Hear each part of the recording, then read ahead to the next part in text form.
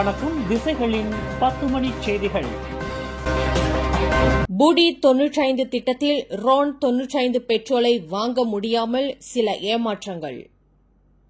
பூடி 95 சலுகை விலையில் Ron 95 petrol திட்டம் இன்று நாடு முழுவதும் சுமூகமாக நடைபெற்று வரும் வேளையில் முதல் நாளிலேயே அவ்வகை பெட்ரோலை வாங்க முடியாமல் வாகன ஓட்டிகள் ஏமாற்றம் அடைந்த சில சம்பவங்களும் நிகழ்ந்துள்ளன.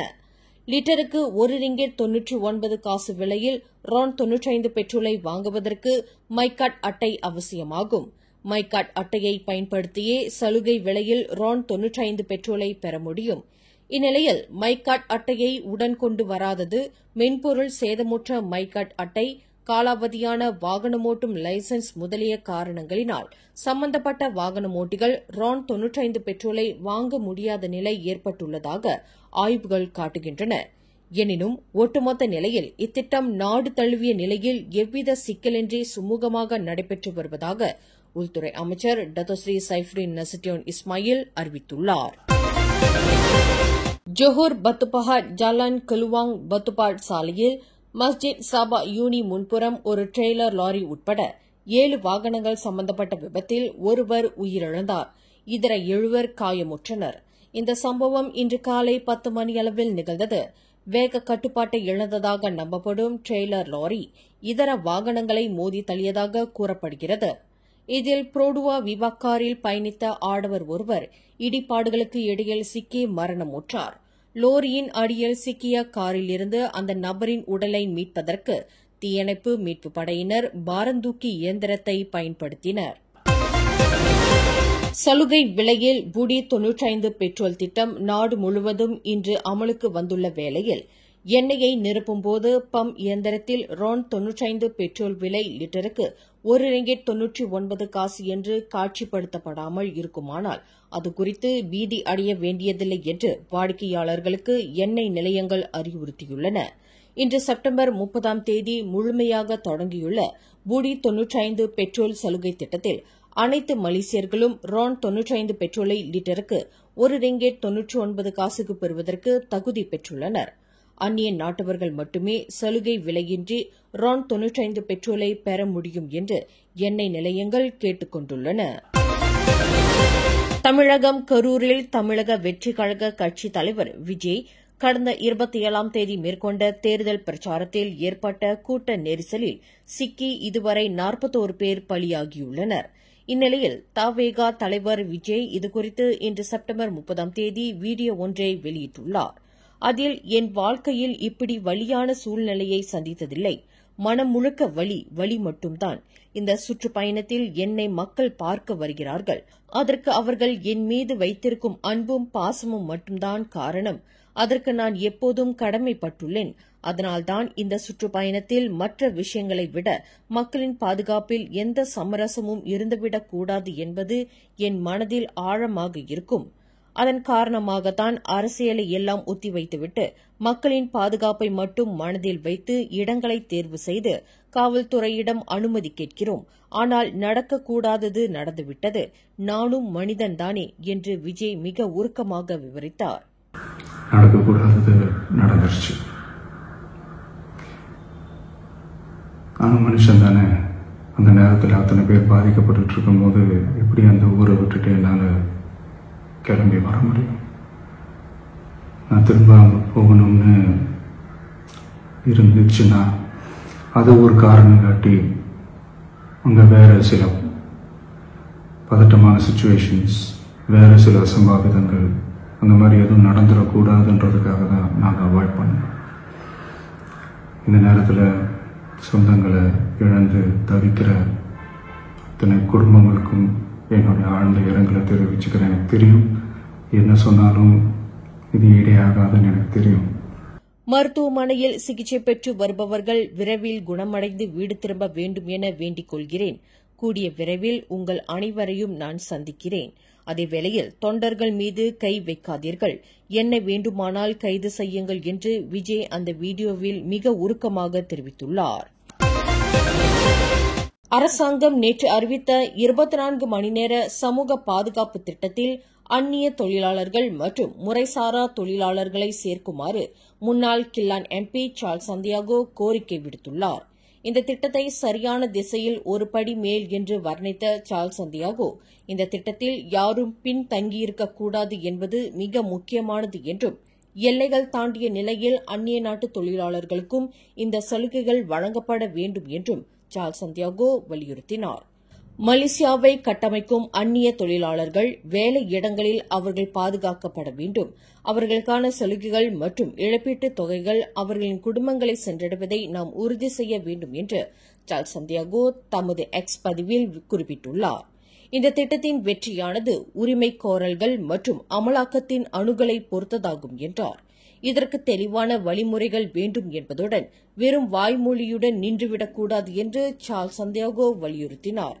இந்த திட்டத்தை மலேசியா தொடக்கத்திலிருந்து முறையாக செய்ய வேண்டும்.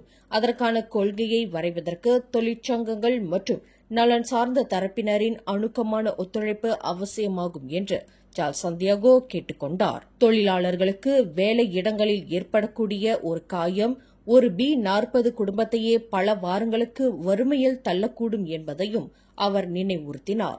பிரதமர் டத்தோஸ்ரீ அன்வார் இப்ராஹிம் நேற்று ஊழியர்களுக்கு 24 மணி நேரமும் பாதுகாப்பு அளிக்கும் திட்டத்தை மலேசியா விரைவில் அறிமுகப்படுத்தவிருக்கிறது என்று அறிவித்திருந்தது தொடர்பில் எதிர்வினையாற்றுகையில் சார்ல்ஸ் சந்தியாகோ இதனை தெரிவித்தார். வேலையிடத்திற்கு வெளியிலும் அலுவலக நேரத்திற்கு பிறகும் ஊழியர்களுக்கு காயம் ஏற்பட்டால் புதிய திட்டம் கை கொடுக்கும் என்று பிரதமர் விளக்கியிருந்தார். வாகனங்களில் பயணம் செய்யும் குழந்தைகளின் பாதுகாப்பை கருத்தில் கொண்டு இருக்கையுடன் பொருத்திக் கொள்ளக்கூடிய CRS நாற்காலிகளை பயன்படுத்த வேண்டிய அவசியத்தை தாம் வலியுறுத்திய நிலைப்பாட்டில் உறுதியாக இருப்பதாக போக்குவரத்து அமைச்சர் ஆந்தனி லாக் தெரிவித்தார். கடந்த சனிக்கிழமை புக்கிட் கஜாங் டோல் சாவடியில் நிகழ்ந்த விபத்தில் ஒரு வயது குழந்தை வாகனத்திலிருந்து தூக்கி எறியப்பட்டு மரணமடைந்த சம்பவத்தை தொடர்ந்து குழந்தைகளுக்கு CRS நாற்காலிகளை பொருத்திக் கொள்ள வேண்டிய அவசியத்தை வலியுறுத்தி போக்குவரத்து அமைச்சு பிரச்சாரத்தை தீவிரப்படுத்தும் என்று ஆந்தனி லாக் குறிப்பிட்டார். அமைச்சர் என்ற முறையில் நாங்கள் எதை சொன்னாலும் மக்கள் குறை கூறவே செய்வர். பரவாயில்லை, சகித்துக் கொள்கிறோம். மக்கள் தூற்றினாலும் வசைபாடினாலும் ஏற்றுக்கொள்ள நாங்கள் தயாராக இருக்கிறோம். ஆனால் எங்களின் நிலைப்பாட்டில் உறுதியாக இருக்கிறோம் என்று ஆந்தனி தெரிவித்தார். நடந்த உண்மையை மறைப்பதற்காக நண்பர் ஒருவரின் சடலத்தை ஸ்லாங்கூர் பத்துகேஃபிலிருந்து பேரா பாகன்சராய் சுமங்குல் கம்போங் ஸ்லாமாட் வரை கொண்டு சென்ற கும்பல் ஒன்றின் ஏமாற்று வேலையை போலீசார் அம்பலப்படுத்தியுள்ளனர். உடலில் பின்புறம் 3 துப்பாக்கி குண்டுகள் பாய்ந்த நிலையில் 43 வயதுடைய தனது நண்பரின் சடலத்தை அந்த கும்பல் செப்பனிடப்படாத சாலை ஒன்றின் ஓரத்தில் கைவிட்டு சென்றுள்ளதாக பேரா மாநில போலீஸ் தலைவர் டத்தோனோர் ஹிஷாம் நோர்டின் தெரிவித்தார். கடந்த திங்கட்கிழமை பத்துகேஃப் வட்டாரத்தில் ஒரு காட்டுப் பகுதியில் வேட்டையில் ஈடுபட்ட 5 நண்பர்களில் ஒருவர் விலங்கு என்று நினைத்து துப்பாக்கியால் சுட்டபோது அந்த குண்டு அவரின் நண்பரின் முதுகில் பாய்ந்து உயிரிழந்தார். இந்த சம்பவத்தை மறைப்பதற்காக தனது நண்பரின் சடலத்தை வாகனத்தில் ஏற்றிக்கொண்டு 300 கிலோமீட்டர் தூரத்திற்கு அப்பால் ஒரு பாதையில் கைவிட்டு 4 தப்பித்துவிட்டனர். எனினும் அப்பகுதியைச் சேர்ந்த மக்கள் கொடுத்த தகவலின் பேரில் போலீசார் அந்த ஆடவரின் சடலத்தை மீட்டதாக டத்தோனோர் தெரிவித்தார். இச்சம்பவம் தொடர்பில் கம்போங் ஸ்லாமாட்டைச் சேர்ந்த 32, 33 வயது 2 நபர்களை போலீசார் கைது செய்துள்ளனர். 36 வயதுடைய மேலும் ஒருவர் பத்துகேஃப் வட்டாரத்தில் கைது செய்யப்பட்டுள்ளார். அவர்களுடன் இருந்த மேலும் ஒரு நபரை போலீசார் தேடி வருவதாக அவர் குறிப்பிட்டார். உயிரிழந்த நபரின் உடல் சவ பரிசோதனைக்காக தைப்பிங் மருத்துவமனைக்கு கொண்டு செல்லப்பட்டுள்ளதாக அவர் மேலும் கூறினார்.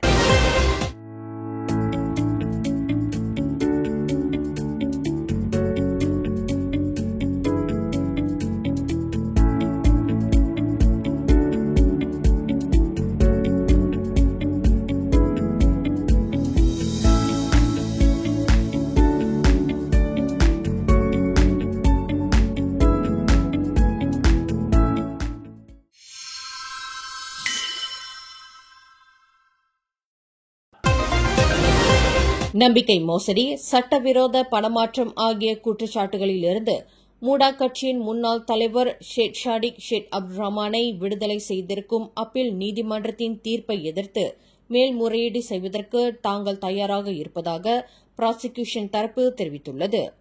அப்பீல் நீதிமன்றத்தின் தீர்ப்பை மறுபரிசீலனை செய்யக்கோரி சட்டத்துறை அலுவலகம் பிறப்பித்த உத்தரவுக்கு ஏற்ப மேல்முறையீட்டு விண்ணப்பம் கூட்டரசு நீதிமன்றத்தில் சமர்ப்பிக்கப்பட்டுள்ளதாக துணை பப்ளிக் பிராசிகியூட்டர் டத்தோ வான் ஷஹருடின் வான் லடின் தெரிவித்தார். இந்த மேல்முறையீடு வரும் நவம்பர் அல்லது டிசம்பர் மாதம் விசாரணைக்கு வரும் என்று எதிர்பார்க்கப்படுவதாக அவர் குறிப்பிட்டார். மூவார் எம்பியான ஷேக் ஷாடிக்கிற்கு கோலாலம்பூர் உயர்நீதிமன்றம் விதித்த 7 ஆண்டு சிறை, 2 பிறம்படி தண்டனை மற்றும் 1 கோடி ரிங்கிட் அபராதத்தை கடந்த ஜூன் 25ஆம் தேதி அப்பீல் நீதிமன்றம் ரத்து செய்தது. Digital service defence and security Asia எனும் சைபர் DSA 2025 கண்காட்சி மாநாட்டை இலக்கவியல் அமைச்சர் கோபிந்த் சிங் டியோ இன்று அதிகாரப்பூர்வமாக தொடங்கி வைத்தார். இலக்கவியல் அமைச்சின் கீழ் இயங்கும் சைபர் பாதுகாப்பு நிறுவனம் இந்த மாநாட்டுக்கு ஏற்பாடு செய்திருந்தது. 3 நாட்கள் நடைபெறும் இந்த நிகழ்ச்சி அக்டோபர் 2ஆம் தேதி நிறைவு பெறுகிறது. 3வது முறையாக நடைபெறும் இந்த மாநாட்டில் 45 நாடுகளிலிருந்து வந்த 8000க்கும் மேற்பட்ட வர்த்தக நிபுணர்கள் மற்றும் 15 நாடுகளைச் சேர்ந்த 150 கண்காட்சி நிறுவனங்கள் பங்கேற்கின்றன.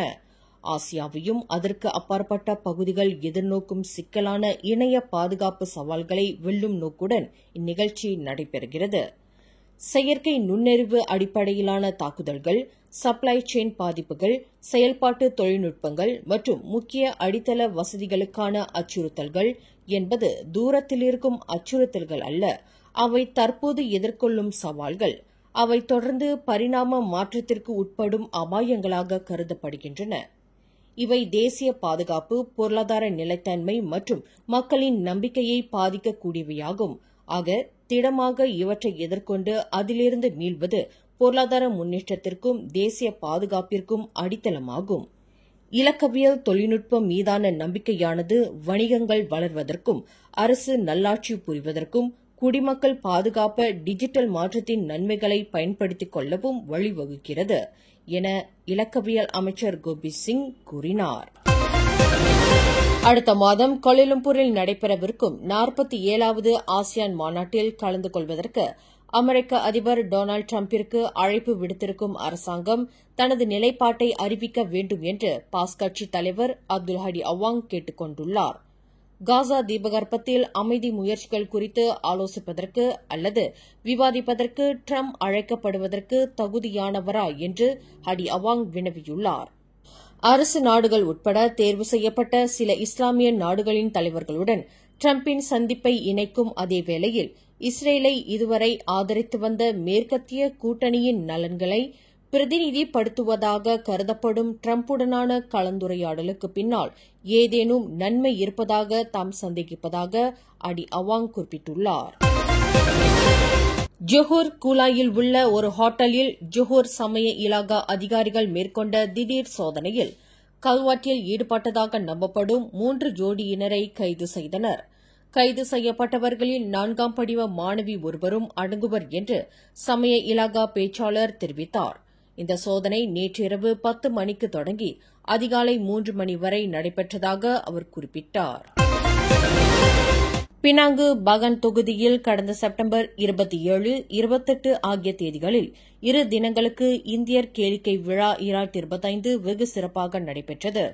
பினாங்கு முன்னாள் முதலமைச்சர் லிம் குவான் எங் நாடாளுமன்ற உறுப்பினராக இருக்கும் பகான் தொகுதியில் இந்தியர்களுக்கென்று தனித்துவமான அடையாளத்தை ஏற்படுத்த ஒரு விழா நடத்தப்பட வேண்டும் என்ற நோக்கில் 3 ஆண்டுகளுக்கு முன்பு 50,000 ரிங்கெட் செலவில் பாகான் இந்தியர் கேளிக்கை விழாவை அறிமுகப்படுத்தியதாக பகண்டாலாம் சட்டமன்ற உறுப்பினர் குமரன் கிருஷ்ணன் தெரிவித்தார். பினாங்கில் இந்தியர்களுக்கான நடத்தப்படும் பெரு விழாவான பகான் இந்தியர் கேளிக்கை விழா இந்த ஆண்டும் 2 தினங்களுக்கு பல்வேறு சிறப்பு நிகழ்ச்சிகளுடன் நடைபெற்றது. 2 தினங்களும் இந்தியர்களின் தற்காப்பு கலையான சிலம்பம், பரதநாட்டியம், தெக்வாண்டோ, அதிர்ஷ்ட குழுக்கள், சிறார்களுக்கான வர்ணம் தீட்டும் போட்டி, பாரம்பரிய ஆடைகளில் பவனி வரும் போட்டி, பாடல், இசை, நாட்டியம் என கலை நிகழ்ச்சி, இந்தியர்களின் பாரம்பரிய உணவு சந்தை, சிறார்களுக்கான பாடல் திறன் போட்டி என பலதரப்பட்ட நிகழ்ச்சிகள் நடத்தப்பட்டு பாகான் தொகுதியே விழா கோலம் பூண்டது.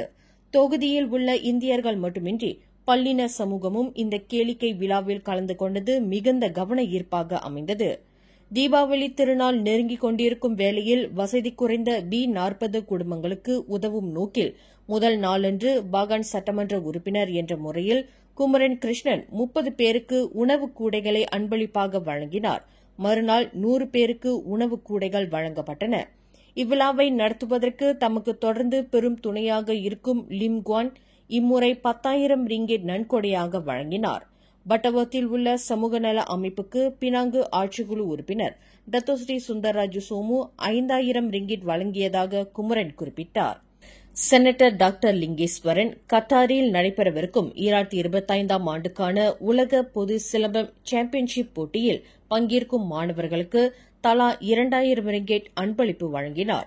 பாகான் இந்தியர் கேளிக்கை விழா வெறும் பொழுதுபோக்கு விழா மட்டுமல்ல, பலர் தங்கள் திறனை வெளிப்படுத்த தளம் ஏற்படுத்தப்பட்டதுடன் பலர் வர்த்தகம் செய்வதற்குரிய வாய்ப்பும் வழங்கப்பட்டதாக குமரன் குறிப்பிட்டார். மேலும் செய்திகளை தெரிந்து கொள்ள கீழே இருக்கும் பெல் பட்டனை அழுத்துங்கள். உங்கள் மகிழ்ச்சியை வெளிப்படுத்த லைக் மற்றும் ஷேர் செய்யுங்கள். தொடர்ந்து திசைகளோடு இணைந்திருக்க சப்ஸ்கிரைப் செய்யுங்கள்.